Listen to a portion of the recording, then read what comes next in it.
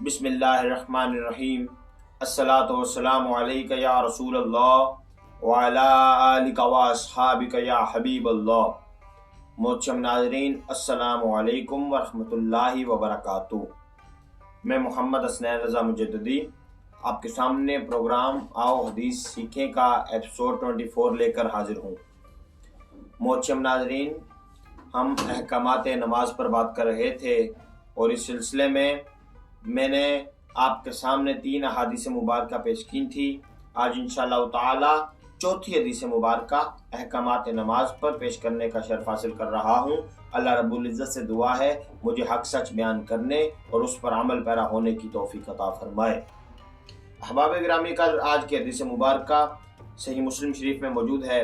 یہ شرح صحیح مسلم ہے، جلد نمبر 1 ہے، اس میں پیج نمبر 538 پر حضرت جابر بن عبداللہ روایت کرتے ہیں کہ رسول اللہ صلی اللہ علیہ وآلہ وسلم نے ارشاد فرمایا، انسان اور اس کے کفر و شرک کے درمیان نماز نہ پڑھنے کا فرق ہے۔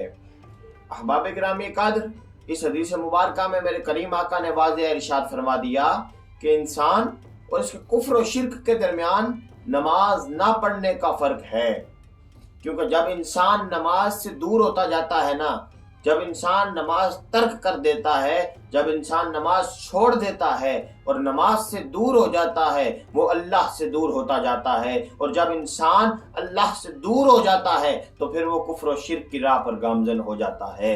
اللہ رب العزت سے دعا ہے کہ ہمیں اپنے عقائد کی حفاظت کرتے ہوئے اچھی نیتوں کے ساتھ نیک اعمال کرنے کی توفیق عطا فرمائے۔ میرا مالک ہر دیکھنے والے کی خیر فرمائے۔ خدا حافظ۔